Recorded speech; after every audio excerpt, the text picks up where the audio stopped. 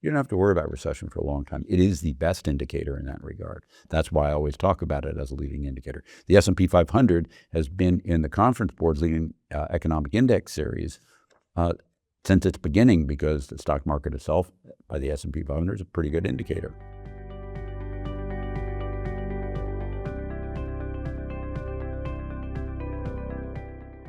So every month I get questions that get sent in, and because I've got septuagenarian aged eyesight, I print them out on cards with big writing on them and read them to you and try to give you fast answers, which is effectively impossible for me to do. The first one this month is, how accurate is our inflation data given the goods and services that are chosen to calculate? Now, the reality is the inflation data is never very accurate for two reasons.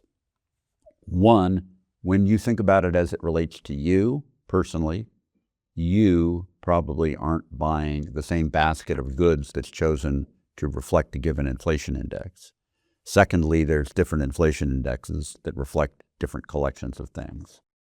And thirdly, this is one of the many, many, many constructed index features, inflation being one, but GDP is another one, for example, that's broadly used, broadly accepted, but where people tend to interpret the precision of the numbers as a reflection of accuracy, when in fact there can be no such precision. The notion of the difference between, in reality, as opposed to culturally yakking, between, let's say, 2.5% inflation and 2.7% inflation is treated in markets all the darn time like it's of significance. But in fact, these numbers are not accurate enough for those variations to mean anything as the way the real world works when you step away from the excitement about data being interpreted by the world. So in saying that, let me just say, to the basic question is, how accurate are inflation data given the goods and services that are chosen to calculate? Not very. Is there a currency reset going on? Could it mean there is a flight from the dollar? Well, currencies trade all the darn time. As I've said many, many times, and almost exactly so, in the first year or two of Republican presidencies, there is a very heavy tendency in history for the dollar to fall. Since World War II, the only exception to that has been in the first term of Ronald Reagan. That's the only significant exception. The fact is, this time, the dollar has fallen almost exactly. I mean, if you just overlay them, and I've done this in a number of places and published the data in my New York Post column and otherwise, they just look like charts that are just wiggled on top of each other. The time this time and the time of President Trump's first term, right up through this week as I speak.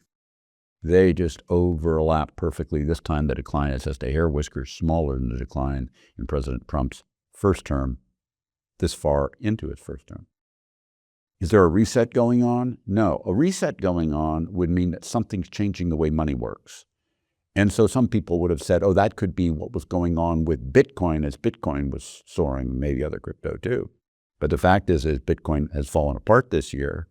That tells you, no, there's no reset there. Money is, what it's been used for the same purposes. Currencies fluctuate. They've always fluctuated. In the very long term, they tend to equalize. In the short term, they tend to be volatile because they're pretty much in the short term commodity-like. And speaking of that, the next one is, are commodities the next big opportunity? Should I invest in them, or are they too risky? Well, let's think about that for a second. Going back to what I was saying before, let's take a commodity, copper. Copper is what copper is. It is really, really hard to think that copper is something other than that metal that you know. Can you speculate on it? Sure enough. Are you really good at timing things like that? Well, if you really are, you probably don't need any advice from me about anything. But not very many people are. Most people are lousy timers. Is there going to be, in the most common commodities that make up the greatest market value of the world of commodities, going to be some surge that's different, new, unusual? No. Will there be speculation? Yes. Will there be volatility? Yes. If you can time all that stuff, have fun. On the other hand, there's a different discussion about specialty commodities, rare earths, and all of these things. Things that impact specialty niches in production. Pricing there is one that gets very tricky, tied to what manufacturing costs are around the world and the demand for them. Shortages can turn into bottlenecks, which can lead to higher prices, which then tend to get met over time with the production of more, which tends to overshoot the mark. And again, you go back to the fact that they're speculative, and unless you're really good at timing things, which, think about it. Just step back and think about it. Did Warren Buffett ever try to do this?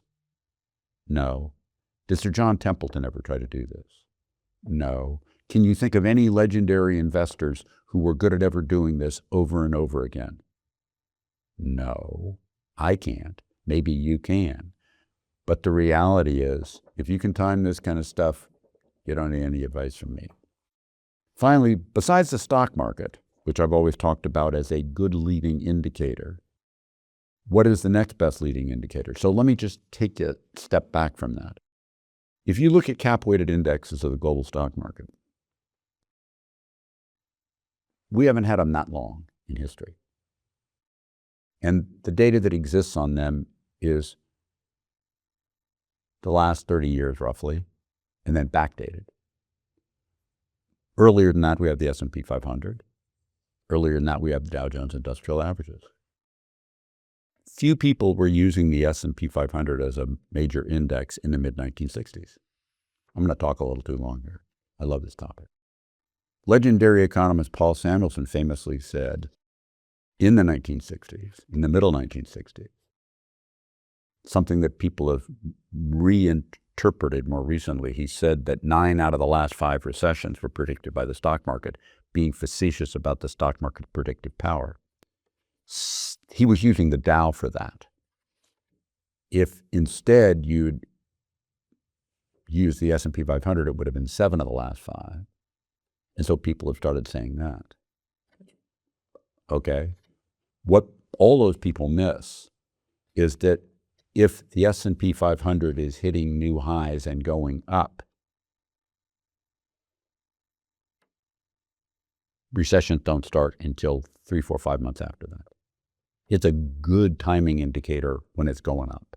It's got a pretty much perfect record. Perfect as perfect can get. If you want to get more perfect, you go to the World Index. If you want to get even more perfect, you go to that'd be the Morgan Stanley World Index. Because we don't have U.S. recessions unless there's a recession going on in the non-U.S. world in total. Some countries can go into recession, little ones, on their own by screwing up. But the fact of the matter is, if we're going to go into recession in America, the totality of the non-U.S. world will also be in recession. And so the Morgan Stanley All World, which covers 47 countries, half of which are emerging markets, half of which are the developed world, that's in the MSI World Index. When it's going up, hitting record highs, you don't have to worry about recession for a long time. It is the best indicator in that regard. That's why I always talk about it as a leading indicator. The S&P 500 has been in the Conference Board's leading economic index series since its beginning, because the stock market itself, by the S&P 500, is a pretty good indicator.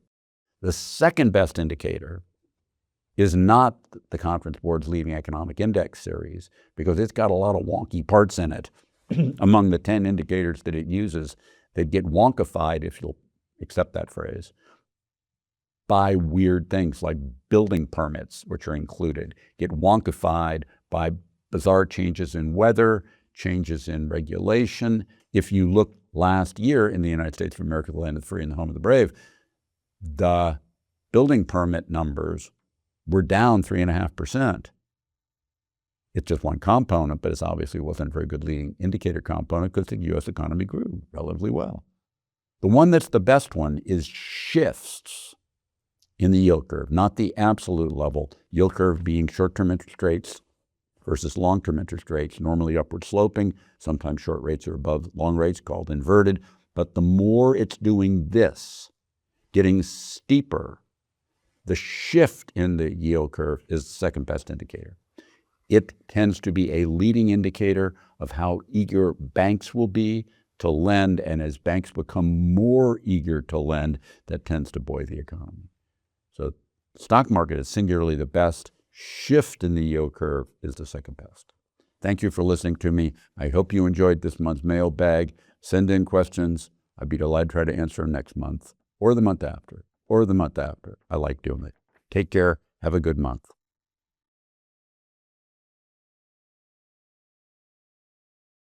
Hi, this is Ken Fisher. Subscribe to the Fisher Investment YouTube channel if you like what you've seen. Click the bell to be notified as soon as we publish new videos.